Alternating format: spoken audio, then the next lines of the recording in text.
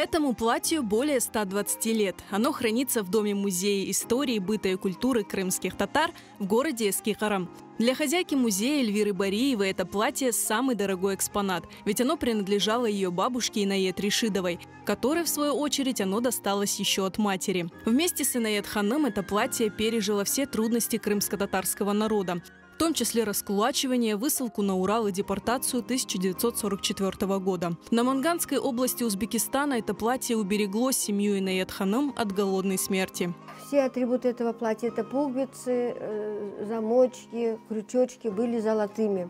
И в тяжелый момент, когда нужно было что-то купить, чтобы поесть, вырезалась по одной пуговичке, бабушка вырезала, продавала и меняла на хлеб. Инает ханым надевала это платье только в праздничные дни. Она носила его вместе с фартуком пештимал и головным убором марама. Дополняли образ пояс с серебряной пряжкой кушак и кисет. Весь наряд украшен национальной вышивкой в технике маклама.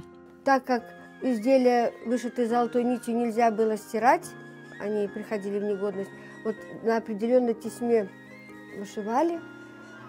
И если нужно было стирать, отпарывали, а потом опять зашивали.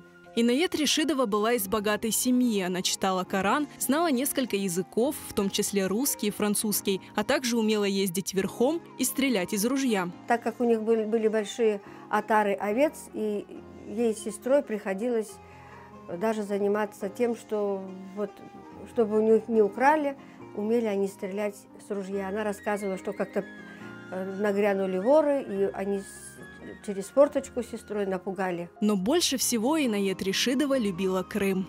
И когда уже заболела, мои родители хотели приехать в Крым. Ну, тогда уже разрешали поехать, уехать в Крым, поотдыхать. Попросила, чтобы из Крыма привезли ей землю.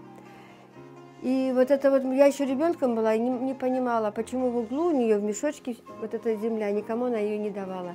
И у нее весиет было, чтобы, когда ее похоронили, первой землей была вот эта земля. Это мне запомнилось с детства на всю жизнь. У Инает Ришидовой было 5 детей, 4 из них вернулись в Крым, как и платье, спасшее им жизнь.